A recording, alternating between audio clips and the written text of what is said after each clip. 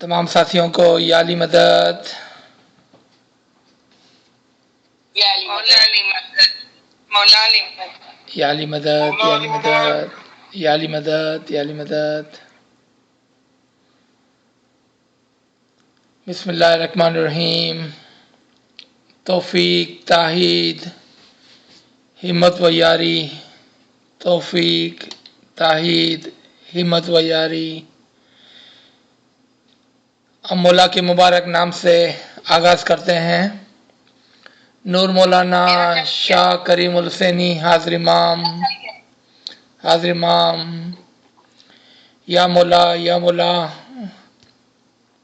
हमें इनायत फरमा, हमें तौफीक इनायत फरमा कि हम तेरे फरामीन को पढ़कर, उसको समझकर उस पर अमल करने के लायक हो सके। या मौला हम पर रहम फरमा, करम कर।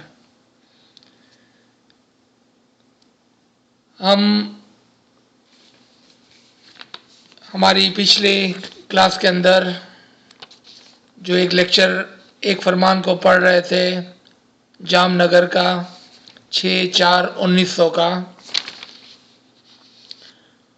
उसमें एक मकाम पर जहाँ पर हमने फजूल बातों की बात की थी और मौला कुछ इस तरह से फरमाते हैं, फजूल बातों से क्या फ़ायदा, ऐसा करोगे तो तुम आए, उससे बेहतर ना आए होते तो अच्छा था। हमारी बातें सुनकर अमल करोगे तो ईमान सलामत रहेगा, दुनिया में रोशनी होगी। इसके ऊपर एक जो सवाल आया, एंड थैंक यू कि आपने तवज्जो दी और ये सवाल को नाचीज़ की तरफ भेजा, क्योंकि कभी कभार एक छोटा सा सवाल जो हो सकता है कि आपकी नज़र में एक छोटा सा सवाल हो, लेकिन वो हमारे लिए बहुत बड़ी अहमियत रखता है, क्योंकि इसके अंदर से बहुत सारी चीज़ें सीखने मिलती है। सवालात व जवाबात एक बहुत ही शानदार तरीका है। उससे क्या होता है कि खाली एक उस्ताद अपने शागिर्दों को नहीं सिखाता, बल्कि वो जो सीखने के लिए आए हैं वो बताते हैं कि वो क्या सीखना चाहते हैं, और इससे तमाम का फ़ायदा होता है और उस्ताद के लिए भी फ़ायदा होता है। क्यों कि अब उसको पता है कि शागिर्द को क्या समझ में आया या नहीं आया, और ये बहुत ही ज़रूरी है, क्योंकि अगर हम सिर्फ सुनकर चले जाते हैं और आधी चीज़ें नहीं समझते हैं तो फिर हमारा जो मकसद था इल्म के अंदर वो पूरा नहीं होता। अच्छा, तो यहाँ पर हम आते हैं, फजूल बातों से क्या फ़ायदा। तो उन्होंने दरख्वास्त की कि हम इसको थोड़ा सा और एक्सप्लेन करें। सबसे पहले फजूल बातों को हम दो हिस्सों में तकसीम कर लेते हैं। एक दुनिया की फजूल बातें और एक दीन की फजूल बातें। आप फौरन सोचेंगे कि दुनिया की फजूल बातें तो चलो समझ में आ गई, दीन के अंदर फजूल बातें क्या हो सकती है, और यही शायद इम्पोर्टेंट चीज़ है। लेकिन हम दोनों की बात करेंगे। देखिए, दुनिया के अंदर कुछ ऐसी चीज़ें होती है, कुछ ऐसी बातें होती है जो हमको करनी पड़ती है, जिसका ताल्लुक हमारी रूह और हमारे दीन से नहीं है। जैसा मिसाल के तौर पर हमारी काम वाली से बात की, हमारे कोवर्कर से बात की, रास्ते में, मार्केट में, जमात खाने में जो लोग हमको मिलते हैं उनसे कुछ बातें की, और उन बातों में कभी कभार हमारी रूह या हमारे दीन का कोई फ़ायदा नहीं होता है, लेकिन कभी कभार रस्मी तौर पर और कभी कभार ज़रूरत के मुताबिक बातें करनी पड़ती है।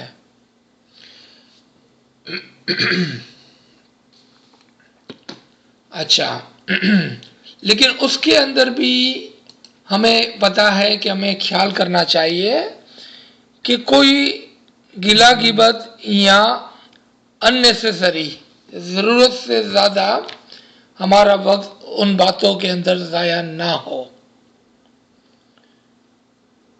اور اسپیشلی ہمارے میں اتنی ہمت ہونی چاہیے کہ اگر ہمارے ساتھ کوئی فضول کی باتیں کرتا ہے جس کے اندر گلا و غیبت کا کوئی بھی عنصر ہے تو ہم وہاں سے اٹھ کر چلے جائیں. یا اگر آپ میں زیادہ ہمت ہے تو آپ اس کو روک کر اس کو سمجھا سکیں کہ کیوں ہم دوسروں کی گلا غیبت کرتے ہیں. اس سے بہتر ہے کہ ہم اپنے مولا کی بات کریں، ہمارے دین کی بات کریں، ہماری روح کے فائدے کے لیے کوئی بات کریں.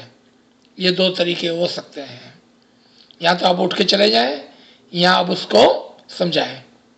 اچھا، آ جائیں دین کی طرف کہ کیا دین کی طرف بھی کوئی فضول باتیں ہو سکتی ہے؟ بالکل ہو سکتی ہے. دیکھیں اگزامپل، کچھ چیزیں ایسی ہیں ہمارے طریقے کے اندر، ہمارے مذہب کے اندر، اگر ہم اس کو نہیں سمجھتے ہیں تو اس کے بارے میں فضول باتیں کرتے ہیں. یہاں تک کہ قرآن کے اندر ایک آیت میں خداوند تعالیٰ فرماتے ہیں کہ لوگ خدا کے بارے میں فضول باتیں کرتے ہیں. خدا کے بارے میں فضول باتیں. آپ سوچیں خدا کے بارے میں کوئی کس طرح سے فضول باتیں کر سکتا ہے؟ لیکن خدا کے بارے میں فضول باتیں کرتے ہیں. اور آگے خدا فرماتا ہے نہ تو ان کو علم ہے اور نہ ہی ان کے پاس حکمت ہے. تو آپ سمجھ گئے کہ فضول باتوں کا جو تعلق ہے وہ علم نہ ہونا اور حکمت نہ ہونا ہے. یعنی کہ جن کے پاس علم و حکمت نہیں ہے وہ دنیا کے اندر بھی فضول باتیں کرتے ہیں، دین کے اندر بھی فضول باتیں کرتے ہیں، اور یہاں تک کہ وہ خدا کے لیے بھی فضول باتیں کرتے ہیں. واپس آ جائیں ہم دین کی طرف. چونکہ ہم بہت ساری چیزوں کو نہیں سمجھتے ہیں تو اس کے لیے جو بھی ہم تبصرہ کرتے ہیں اس میں تھوڑا سا خطرہ بھی ہوتا ہے کہ نہ سمجھی کی وجہ سے ہم خود تو اس کے اندر پھنسے ہوئے ہیں اور غلط راستے پر ہیں، بلکہ ہم دوسروں کو بھی نہ سمجھی کی وجہ سے، انٹینشنلی نہیں، جان بوجھ کر نہیں، نہ سمجھی کی وجہ سے، علم نہ ہونے کی وجہ سے ہم غلط سکھا دیتے ہیں. ایک چھوٹی سی اگزامپل میں آپ کو دے دیتا ہوں کہ اگر کوئی ٹیچر ہے نا اسکول کے اندر جس کو امام کے علی اللہ ہونے میں مسئلہ ہے، یا وہ امام کو علی اللہ نہیں سمجھتا ہے، یا وہ امام کو علی اللہ نہیں کہہ سکتا ہے، اور اگر وہ اپنے بچوں کو کسی وجہ سے امام کے اور امام کے جسم کو سکھاتا ہے اور ہمارے مذہب کے جسمانی طریقے کو سکھاتا ہے، تو مولا از خود فرماتے ہیں کہ اگر آپ اس کو جسمانی مذہب سکھاؤ گے تو وہ جسمانی رہ جائیں گے. یہ خطرہ ہے. اب ان کی جتنی بھی باتیں ہوئی وہ دین کے بارے میں فضول ہو گئی. کیوں؟ کہ انہوں نے دین کے اصل کو، جو اصول دین تھا، اس کو تو سمجھا ہی نہیں تھا، اور اس کو سمجھے بغیر وہ کوئی بات کر رہے تھے. اچھا، اب آپ آگے آئیں. اب مولا یہیں پر فرماتے ہیں کہ خیال کرو انسان نے شیطانی نہ کی ہوتی تو اصل مقام سے باہر نہ نکلا ہوتا. خداوند نے اسے اصل مقام سے باہر نکالا. اب یہاں پر جو سوال دوسرا آیا تھا کہ کیا یہ آدم کی بات ہو رہی ہے یا یہ تمام انسان ایز اے ہول تمام کی بات ہو رہی ہے؟ یہ ایک سوال، دوسرا سوال جو تھا. اگین مجھے بہت ہی آپ کے اوپر گرو ہے کہ آپ اتنی اچھی طرح سے ان فرامین کو پڑھتے ہیں اور سنتے ہیں اور اتنے اچھے اچھے کوشچن بھیجتے ہیں. یہاں پر ہم کہہ سکتے ہیں کہ پرٹیکولرلی آدم کی نہیں، شیطان کی بات ہوئی ہے۔ آپ کہیں گے یہ تو بڑی عجیب بات ہو گئی، کیونکہ ہم نے تو سنا تھا کہ آدم کو جنت سے نکالا گیا تھا۔ حقیقت میں ایسا نہیں ہے۔ کیوں؟ کہ ہم نے آدم کے قصے کو صحیح طرح ابھی تک نہیں سمجھا ہے۔ انشاءاللہ اگر آپ نے موقع دیا تو کبھی ہم آدم کے مکمل قصے کو آپ کے لیے بیان کریں گے، اور اگر مولا نے توفیق، تائید، ہمت و یاری عنایت فرمائی تو اس کو ایکسپلین بھی کریں گے۔ لیکن آج کے لیے ابلیس نے جو خداوند تعالیٰ کی نافرمانی کی تھی، اس سے ہمیں ایک بہت بڑا راز پتہ چلا، ایک راز فاش ہوا ابلیس کی نافرمان برداری سے۔ کیونکہ جو فرشتے ہوتے ہیں ان کا صرف ایک ہی کام ہوتا ہے، اور وہ ہوتا ہے اطاعت۔ ان کے پاس فری ول نہیں ہوتی کہ وہ ہاں یا نہ کہے، وہ تو بس وہی کرتے ہیں جو خداوند تعالیٰ فرماتے ہیں۔ اس سے پتہ چلا اور یہ راز فاش ہوا کہ حقیقت میں ابلیس انسان نما فرشتہ تھا۔ انسان فرشتہ یعنی کہ فری ول کے ساتھ، یعنی کہ ہاں اور نہ کہنے کی طاقت کے ساتھ وہ اپنے درجات کو بلند کیا تھا۔ اس نے بہت ساری کتابیں پڑھی تھی لیکن بھیتر بیت نہ پایا، یعنی کہ اصل جو تھا، یعنی کہ جو نور کا راستہ، جو فرمان برداری کا حکم تھا، اور غرور کے اندر آ کر اس نے اپنی فری ول سے آدم کو سجدہ کرنے سے کیا مراد ہے کہ آدم کو فالو کرنے سے انکار کر دیا۔ اب آپ اس لائن کو پڑھیں گے تو آپ کو سمجھ میں آ جائے گا کہ انسان نے شیطانی نہ کی ہوتی تو اصل مقام سے باہر نہ نکالا ہوتا، خداوند نے اسے اصل مقام سے باہر نکالا۔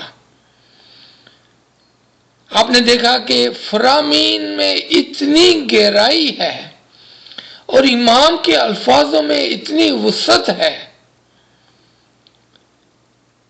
کہ ممکن نہیں کہ ہم اپنی عقل غریزی سے ان فرامین کا احاطہ کر سکیں۔ اتنے الگ الگ زاویے سے امام فرمان فرماتے ہیں ہمارے سمجھ کے لیے۔ آپ کو یاد ہوگا کہ ایک جگہ پر مولا نے فرمایا کہ ہمارے فرامین کو وہی سمجھیں گے جو عقل والے ہوگے۔ یعنی آپ نے دیکھا کہ فرامین بھی پرٹیکولر لوگوں کی سمجھ کے لیے امام فرماتے ہیں۔ کیوں؟ کہ اس کے اندر بہت زیادہ وسعت ہوتی ہے، بہت زیادہ حکمت چھپی ہوئی ہوتی ہے، بہت زیادہ علم چھپایا ہوتا ہے، اور بہت ہی گہری اور دور کی باتیں امام نے اپنے الفاظوں میں چھپائی ہوتی ہے۔ لیکن ہر ایک کے لیے کچھ نہ کچھ اس کے اندر سے ہوتا ہے، لیکن اگر آپ کو فرمان کے باطن کے اندر اترنا ہے، یعنی کہ ڈیپ میننگ کے اندر جانا ہے، تو اس کے لیے آپ کے پاس علم کا ایک بہت بڑا بیک گراؤنڈ ہونا چاہیے، علم کا ایک بہت بڑا ذریعہ ہونا چاہیے،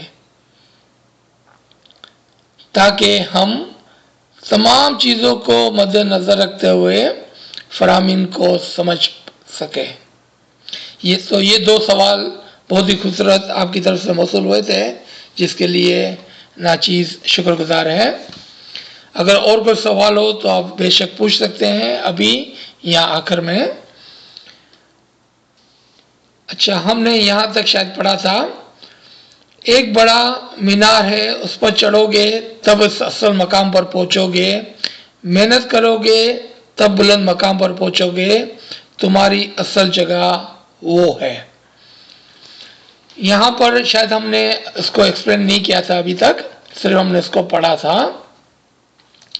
یہ ایک بہت بڑا مینار کیا ہے؟ کیا کوئی بلڈنگ ہے، کوئی ٹاور ہے؟ یہ کون سا مینار ہے جس کے اوپر امام ہم کو چڑھنے کے لیے فرما رہے ہیں؟ یہاں یہ مثال کے کیا معنی ہے؟ اگر آپ ایک مینارے کا تصور کریں، ایک بلڈنگ کا تصور کریں،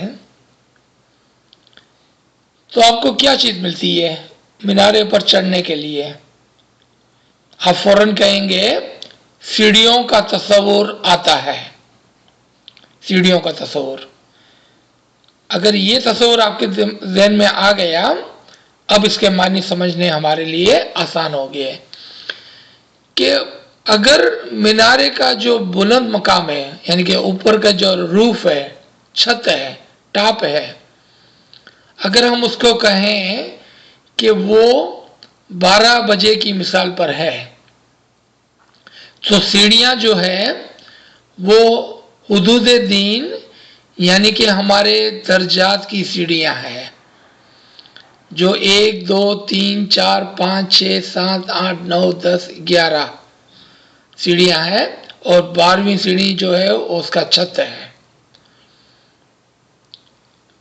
اور آپ تمام کو یاد ہوگا اور جانتے ہیں کہ حدود دین کی 12 سیڑھیاں ہوتی ہے، اس لیے ناچیز نے 12 کا نمبر یوز کیا۔ پھر ہمارے دائیوں اور پیروں نے ہم کو 100 کا بھی تصور دیا ہے، ہمارے دائیوں اور پیروں نے ہم کو 50,000 کا بھی تصور دیا ہے، لیکن ہماری آسانی کے لیے میرے خیال میں 12 کا نمبر کافی ہے سمجھنے کے لیے، اس فرمان کو سمجھنے کے لیے کہ اگر آپ مینارے کے اوپر یعنی کہ اپنے اصل مقام پر پہنچنا چاہتے ہیں تو آپ سیڑھیوں سے درجہ بدرجہ علم کے ساتھ ترقی کر سکتے ہیں اور اصل مقام پر پہنچ سکتے ہیں اسی دنیا میں رہتے ہوئے۔ اور یہ بہت ہی ضروری ہے، اور یہ بہت ہی ضروری پرنسپل ہے، کلیہ ہے کہ ہم اس بات کو سمجھیں کہ ہم اسی دنیا میں رہتے ہوئے اپنے اصل مقام کو پہنچ سکتے ہیں، ہم کو مرنے کی ضرورت نہیں ہے۔ اس کے لیے ایک چیز جو ہمیشہ ہم پڑھتے ہیں جب کوئی لوگ گزر جاتے ہیں، انا الہی و انا الیہ راجعون، کہ ہم خدا کی طرف سے آئے ہیں، خدا کی طرف لوٹنے والے ہیں۔ لیکن اکثر لوگ یہ مرنے کے وقت یا کوئی مر جاتا ہے تب پڑھتا ہے یہ۔ اگر آپ راجعون کے ورڈ کے اوپر توجہ دیں گے جو لوٹنے کے معنی میں ہے، راجعون لوٹنا، انگلش میں اس کو ریٹرن بھی کہتے ہیں اور ریفر بھی کرتے ہیں، یعنی کہ ہم اللہ کی طرف سے آئے ہیں اور ہم اللہ ہی کی طرف ریفر بیک کرتے ہیں۔ ریفر بیک یعنی کہ ہم اسی کی طرف توجہ دیتے ہیں، اسی کی طرف لوٹتے ہیں، اسی کو پوچھتے ہیں اور اس سے مدد طلب کرتے ہیں۔ ریفر بیک ٹو اللہ، وی آر فرام اللہ and we are referring back to اللہ، تاکہ اللہ ہماری مدد کرے اصل مقام تک پہنچنے کے لیے۔ تو آپ نے دیکھا کہ یہی دعا جو ہم لوگوں کے مرنے کے وقت کرتے ہیں وہ ہمارے لیے ہماری زندگی کے اندر ہونی چاہیے، ہمارے لیے، خود کے لیے، کہ یا اللہ میں تیری طرف سے ہوں اور تیری طرف ریفر بیک کرتا ہوں، تیری طرف توجہ کرتا ہوں، تیری طرف امداد کے لیے ہاتھ اٹھاتا ہوں، پکارتا ہوں، تب جا کر ہم اصل میں واصل ہوگے درجہ بدرجہ اسی دنیا میں رہتے ہوئے۔ اور مولا یہاں پر یہی فرماتے ہیں محنت کرو گے تب بلند مقام پر پہنچو گے، دیکھا آپ نے. اور اس محنت میں آپ جانتے ہیں کہ علم اور عبادت یہ کشتی کے دو چپو ہیں. یہ کشتی کے دو چپو ہیں. اگر آپ صرف عبادت کریں گے تو مولا فرماتے ہیں شیطان بن جائیں گے. علم اور عبادت لازم و ملزوم، علم کے دو چپو ساتھ ساتھ. جتنا زیادہ علم لیں گے، جتنی زیادہ عبادت کریں گے، اتنا آگے پہنچیں گے. مولا نے اس کو شارٹ میں یہاں پر فرمایا، محنت کرو گے تب بلند مقام پر پہنچو گے. تمہاری اصل جگہ وہ ہے. تمہاری اصل جگہ وہ ہے. یعنی کہ جہاں سے ہم آئے ہیں وہی ہماری اصل جگہ ہے. آگے مولا فرماتے ہیں دل صاف نہیں کرو گے، دل میں دشمنی ہوگی، دنیا کی محبت ہوگی تو اس مقام پر نہیں پہنچ پاؤ گے. دل صاف نہیں کرو گے. آپ کو یاد ہوگا کہ ایک کلاس کے اندر ایک بچی نے یہ سوال کیا تھا کہ کیا، میری طرف ریفر کرتے ہوئے وہ کہتی ہے کہ کیا آپ یہ کہہ رہے ہیں کہ روحانیت بہت ہی آسان ہے؟ شاید اس وقت کوئی ایسی بات ہو رہی تھی اور اس بچی نے شاید 16-17 سال سے زیادہ بڑی بچی نہیں تھی، کہ کیا آپ یہ کہہ رہے ہیں کہ روحانیت بہت آسان ہے؟ چیز نے عرض کی عاجزانہ طور پر، جی ہاں اتنی ہی آسان ہے. پھر ایک پانی کا گلاس خالی اور ایک پانی کا گلاس بھرا ہوا لیتے ہوئے اس کو دکھایا. پانی کا گلاس جو بھرا ہوا تھا اس میں سے پانی خالی گلاس کی طرف اونڈیل دیا، اور خالی گلاس جو ہاتھ میں بچ گیا اس کو دکھاتے ہوئے پوچھا آپ اس گلاس کے اندر کیا دیکھتے ہو؟ اس نے کہا کچھ بھی نہیں، خالی ہے. اب ناچیز نے عرض کی دوبارہ، آپ غور سے دیکھیں اس گلاس میں آپ کیا دیکھتے ہو؟ اس نے کہا یہ گلاس خالی ہے. میں نے تیسری مرتبہ درخواست کی